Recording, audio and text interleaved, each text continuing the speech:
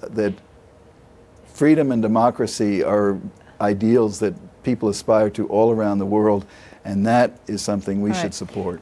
How much of a wake-up call is it to the region? I mean, lots of people are speculating on who might be next. Who do you think will be next?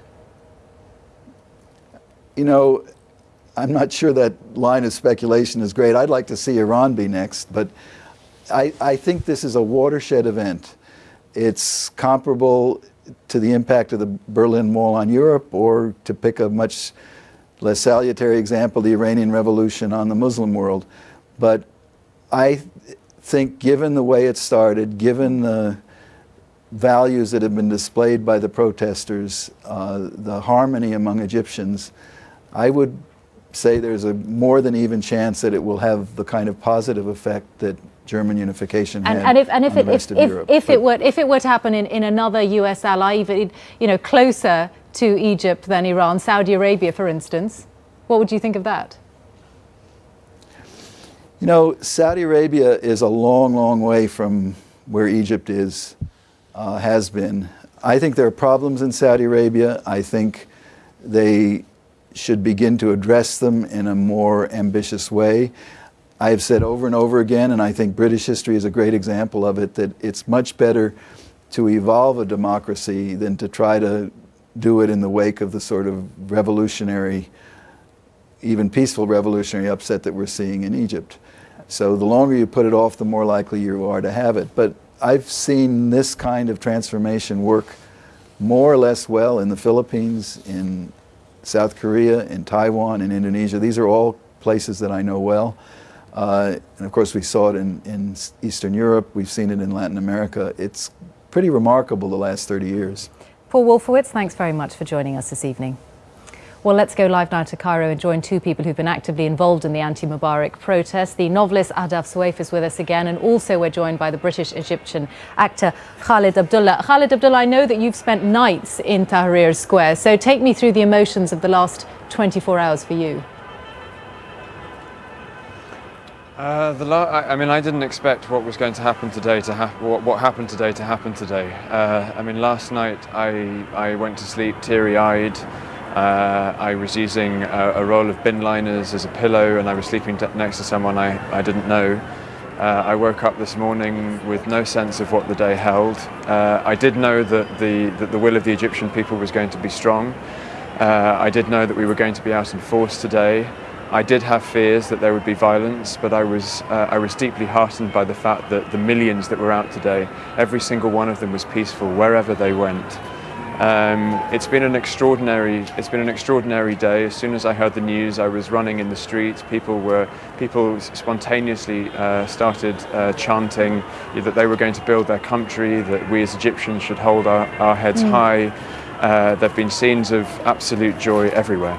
And is it over for you? Do you trust the army now to deliver? Will you be able to go home in peace now? I can definitely go home in peace today, and I'm definitely going to have a very long night. I don't know how I'm going to do that because I've barely slept for all of 17 days or so. But I mean, I think even the army knows that it's the people that are now in control of this country, and I would expect that Mubarak's decision to step down had a lot to do with the army. I mean, people say that there's a division inside the army. I don't know. I mean, the fact of the matter is that this people is now in control. Nothing will stop them. If the army decides to come in our way, then we'll be out on the streets again. Right. The Egyptian people have learned something that I think they'll never forget, and they have reclaimed their dignity. They feel empowered. They feel enabled. If the army tries to step in the way, then the people will be on the streets again. It's as simple as that, and I think they know that. Ahdaf Soueif, are your feelings about the role of the army in all of this any different? Effectively, you've seen more than one Egyptian leader. The army, in one way or another, has been in power for more than 50 years in Egypt. That's true, but I think we're seeing a major difference, actually. In 1952, the revolution was led by the army, and the people supported it. Today, the revolution is led by the people, and we hope that the army will defend it. And you're confident that that will happen? That's your hope, but where is your instinct? My instinct is that it will happen. My instinct is that the army is has no interest in repressing the people, and that they have seen the power of the people. They've seen what we can do. They've seen 18 million out on the street, and what Egyptians want now is very, very clear, and it's clear that they want a civilian government. It's clear that they want free and fair elections, and they know how to go about getting it. And so I really don't see any reason why the army should step in the way of that. But what changed in the last 24 hours? Because this time yesterday we had seen President Mubarak deliver this speech that did not meet the protesters' expectations. And then what changed today? Well, I guess that what changed really was that 18 million people took to the streets. I mean, I think that when Mr. Mubarak spoke last night, followed by Mr. Omar Suleiman, they were still using the same rhetoric, the same discourse that they've been using all along. They were paternalistic, they were patronizing, they raised, the sort of frighteners of foreign agents who were really moving these demonstrations and so on. They had absolutely nothing new to offer. And for some reason, in the sort of alternative universe they inhabited, they seemed to think that this would make a difference. Well, it didn't, and 18 million people came out on the streets today, and they continued to behave peaceably and in a civilized way, but there was no mistaking their determination. Now, the only way, I guess, that the regime could have stayed was by attempting to deploy the army against the people. There was nothing short of that would have done anything, and it's arguable whether even that would have worked. And so I guess ultimately he had no option. Well, thank you very much to you both, Adas Sawaif and Khalid Abdullah in Cairo. Thanks very much for joining us this evening. Well, the role of the Egyptian army has been spoken of throughout this crisis as pivotal. Tonight, the Army Council is firmly in charge. It's a prospect that might be alarming elsewhere, but it's been greeted with joy by the Egyptian protesters. But will the army's role be as benign as they seem to believe? Here's Mark Urban's assessment of what comes next. So the first brutal attempt to stand in the way of people power or drive through it has failed. One Egyptian leader has fallen. But will the successor hold power for 30 days, let alone 30 years? One thing is clear, the Egyptian military regards itself as the guardian of the nation's destiny. I think the military traditionally have been very supportive of the regime. They don't like, as military, being front of house. So traditionally, you will see leaders just like Mubarak himself, who are former military officers, but putting on a civilian suit, having retired from the military and getting engaged in politics that way. It's not the sort of system or regime where the military directly run things. They prefer to control things from behind the scenes. For the moment, the Supreme Council of the Armed Forces is in charge. It includes the 4 service chiefs and the Defence Minister, Field Marshal Tantawi. The minister, 75, is a veteran of 3 wars against Israel, was close to Mubarak and represents the old elite. The Chief of Staff, Lieutenant General Sami Inan, is in his early 60s and has worked closely with the Americans. Omar Suleiman, a former general too and the vice president, is outside the council. Whether or not he now plays a key role, Egypt is under military rule. Although the Supreme Council has been telling protesters to go home and return to work, it has also shown them sympathy. Yesterday's direct promise to them to address their demands leaves many feeling optimistic that the junta will step aside when new leaders can be elected. We in Egypt will not see the militarization of the institutions in Egypt. The armed forces is going to play an important role to protect this nation and to protect this country. And at the same time, we will see, the other constitutional institutions like the parliament, like the elections. Tonight there's rejoicing in Cairo, but also an enormous amount to do, getting the country working again and preparing the way for elections. There are bound to be differences over the fate of Mr. Mubarak and some of his security organisations, for example.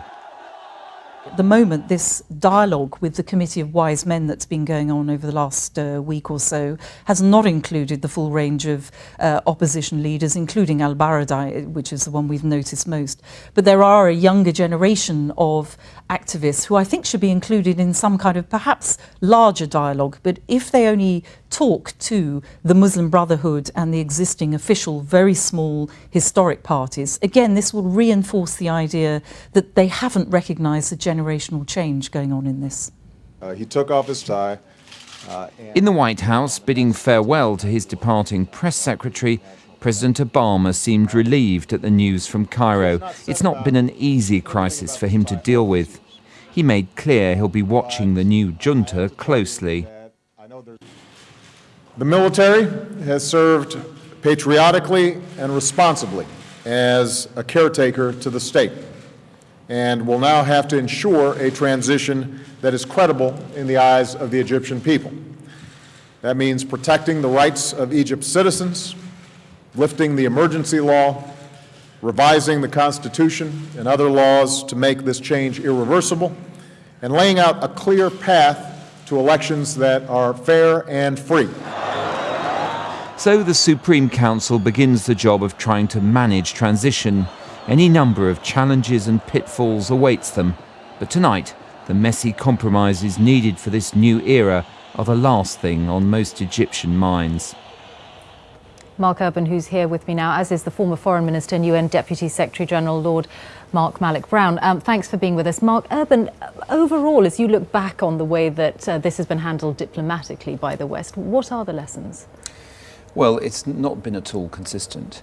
You go back to the Bush era, as Paul Wolfowitz was saying earlier, there were some pretty direct messages, publicly and privately, to the Egyptians to liberalise. Then they went off the boil with that. We know from WikiLeaks that money was given to pro-democracy groups. We'll be hearing about that a bit later in the programme. But if you really look at these past 2 weeks, you see President Obama caught between the irresistible force of people power, of aspirational politics, including in the US, of people's innate sympathy with what was going on, and the immovable object of diplomatic convention. You cannot call for the overthrow of a leader of a foreign country, and also of the innate conservative influence of the naysayers in the foreign service, in the intelligence services, who are always pointing out what might go wrong in a situation like that and what indeed might still go wrong. So it's been inconsistent, and I would estimate personally pretty ineffectual American influence in the past 2.5 weeks. Mark Malloch Brown, clearly there are difficulties in this area with international diplomacy, as you know well, but ultimately could this have been handled differently, this perception of the West being behind the curve, essentially?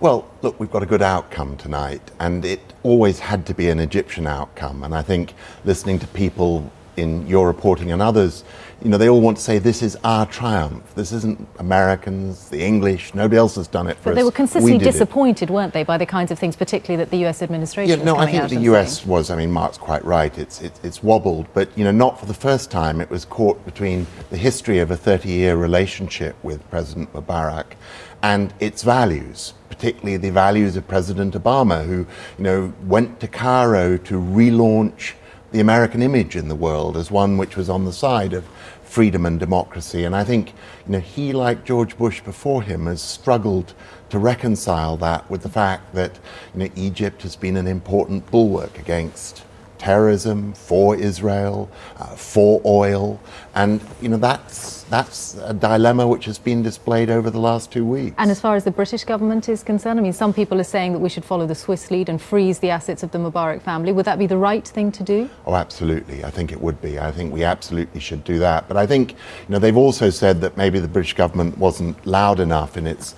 condemnation. I don't think that's right. I think the only government which really had pull in this situation, other than the immediate neighbours such as Saudi Arabia, was the United States. And I think it was right that the United States led and that we were a relatively muted chorus to that. Is that right, Mark Urban? Should we as Britain be that muted and let the United States take the lead? Shouldn't we try and find our own voice? Well, I think that's what the Foreign Secretary was trying to do, visiting 5 countries in 3 days in the region. He's just come back. I think it is a very tough call. Lord Malloch Brown's clearly quite right. British influence is quite limited, particularly in such a dynamic and evolving situation where anyway there will be a sort of de facto US lead, and as we've discussed, there wasn't much of a lead coming from Washington. I think the concern now in the Foreign Office, and we saw this in William Hague's expressions that things like the Middle East peace process shouldn't be put on one side, is that some of these key issues